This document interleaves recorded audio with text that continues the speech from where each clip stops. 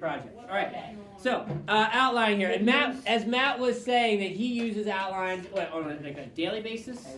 Yeah, pretty daily. Daily basis. All right. So in a day, Matt probably uses it on a daily basis in multiple ways because there's many ways to do outlining, right?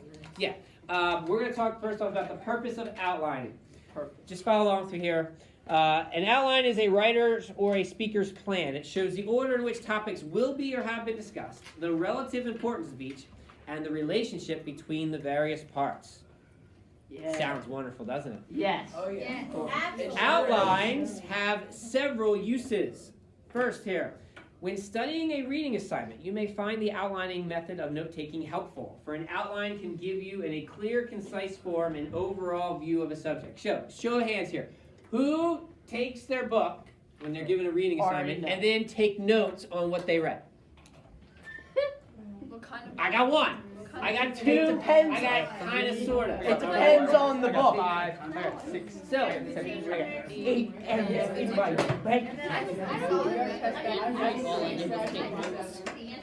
when you are given Abby on Instagram.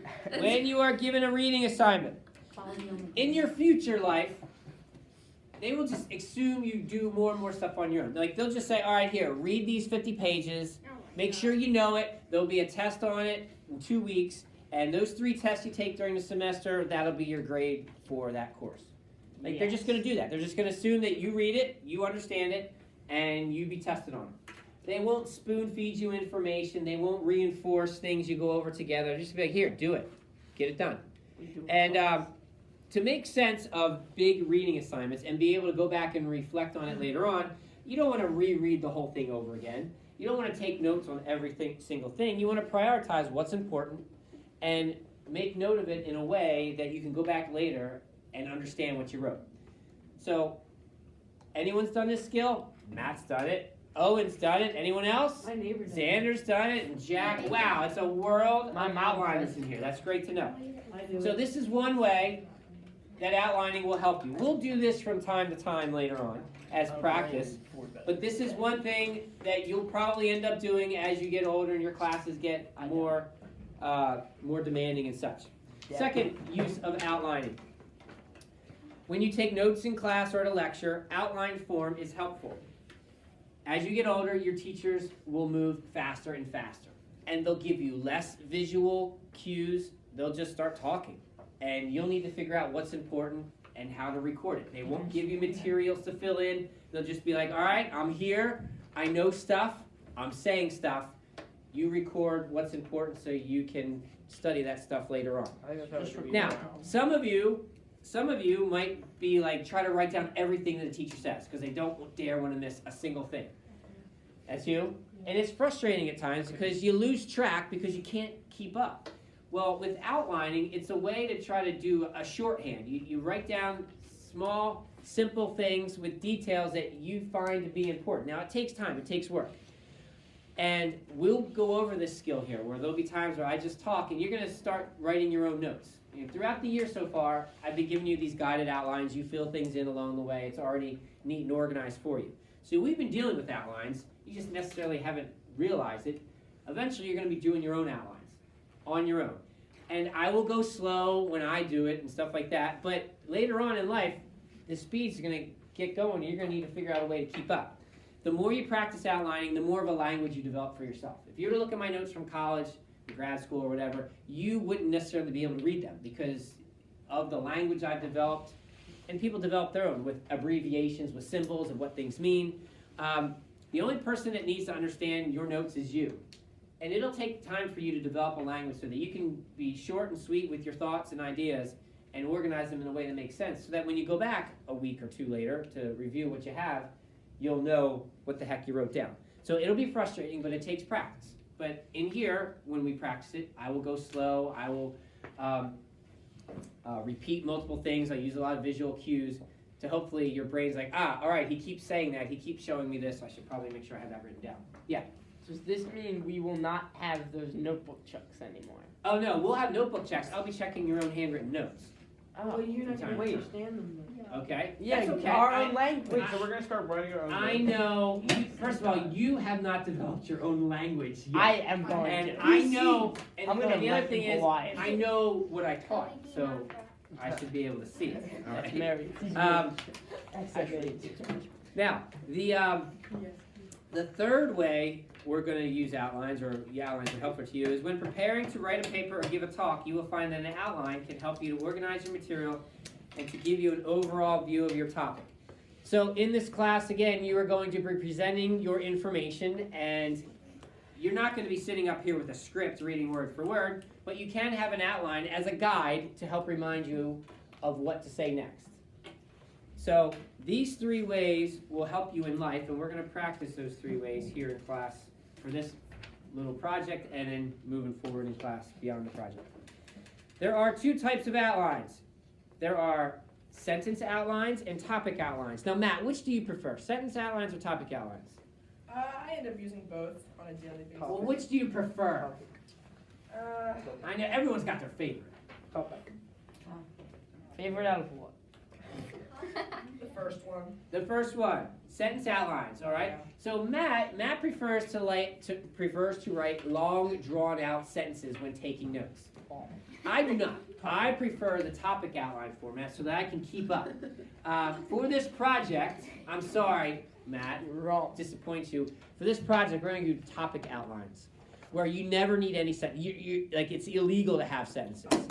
Short, sweet, to the point. If you can clarify something with 1 word, then just go with 1 word.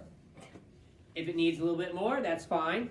Just a phrase or a clause. That's it. Like, I don't want sentences for this project because I think topic outlines are the most practical because it's about speed and accuracy, and writing long, drawn-out sentences that doesn't really fit the ways that we want to do outlining in here.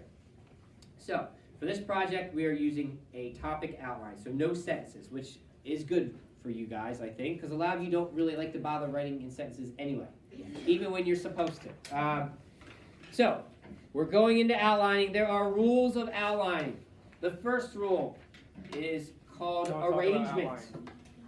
What's a Jonathan apple? An outline, whether sentence or topic, is divided into points and subpoints.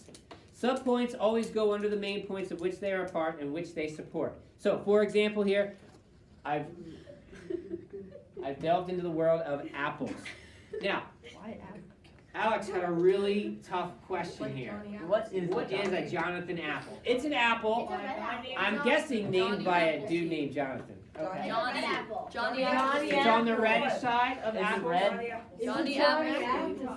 John And wait, the Apple. Macintosh is green too, right? No, Macintosh is, yeah. Macintosh is a computer. At Did you Caleb. say Now, blue? who here's a fan of apples? Apple. What's your favorite apple? Honey Crisp. Honey. Oh, that's what I'm into right that's now. a good Honey one. Crisp. What do you got? Any kind of apple. Any kind, really? My favorite apple's a Like banana. even like a I don't know. Gala Grass apple or whatever they're called. You're gonna get favorite Yeah. apples. What do you got? Favorite apple? Jazz. Jazz apples. Yeah, I've seen them in the stores. Oh, I thought What do you got? Red Delicious. Red. Yeah. Ah. I started as a youngster. I was Red Delicious. Then my taste I like got Honey more Crisp. mature. I went into Granny Smith. Now I'm all over Honey Crisp. Hey, what do you got? Pineapple. Pineapple. Interesting take on it. You got one? Oh, like it's like something like a place, like a country that starts with G and then it's green. Fiji. Gala? Like it's a word that Gala starts apple? with G and then it's green. It's like the green apples, but it's described as a country that starts with G. Galapagos. Galapagos. Galapagos. Probably, I think that's Galapagos what apple. it is. Yeah. Emily, you got an apple? The country? Apple's probably the MacBook from 2011. Oh my goodness gracious. There you go, thinking outside the Had box. the iPhone 8 I don't Plus. like apple. iPhone X. Okay. Zach. All right. iPhone 6. So, My iPod Nano. if you look at the My point iPod here, Shuffle. iPhone 3. if you look at the point here, arrangement. You start with a broad idea, and then you get more detailed in what they call subpoints. So you see here, Roman numeral 1, we got our broad idea, kinds of apples, and then we go with more detail underneath the subpoints. Jonathan apple, Granny Smith apple, Macintosh apple. Hey, if you have your favorite apple and you want to add one to the list, go right ahead. You can add your favorite apple to the list. But when we label it, we would label it with the letter D, because we have A, B, and C already there. D. Don't. So, Yes, thank you. I do not like apples. So, Yeah. next point is something called coordination. Points of equal importance should be coordinated, that is, given an equal and parallel ranking. The following example about our armed services is not correct. So look at the example I've included here. This example outline is wrong, as I'm sure Matt already noticed. What I want you to do, in order to follow the rules, of arrangement and coordination, I want you to rewrite this outline off to the right-hand side, following the rules. So, see if you can uncrack the code here. There was something wrong with this outline. Write it off to the right-hand side in the correct version so that it meets the rules of arrangement and coordination. And while you're doing that for a second here, I am going to write it up here myself here. So we got...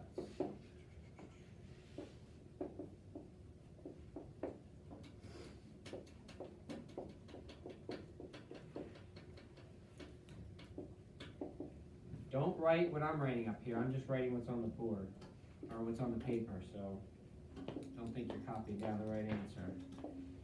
Oh, he caught you. Because you're not. Well, I caught some people in the first class. Exposed.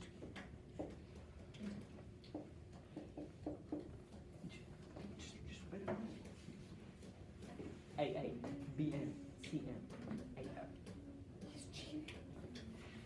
That's not the right answer.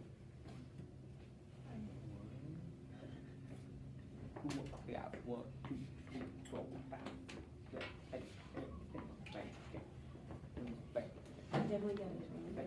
Guys, if you're done, that's fine. Just give everyone else a second for the shot. See what they think. 9, 10.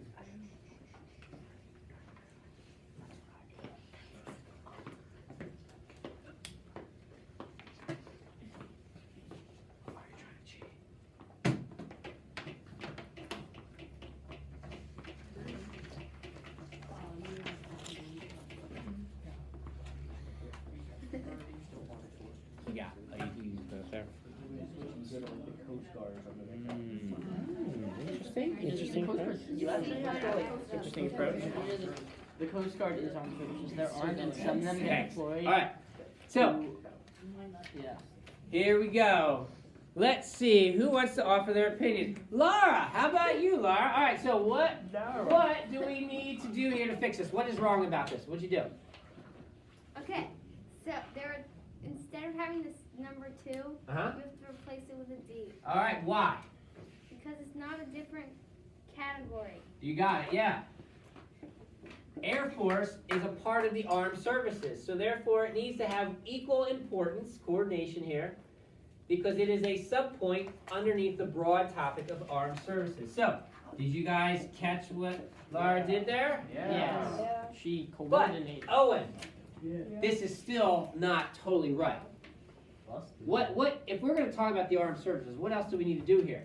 Should I come and do it? You want to come up here and do it? Sure. You're going to get some airtime. Oh my god. I'll make you wave to the camera after you come. Oh! Well, hopefully you get it right. No. Oh, he got it.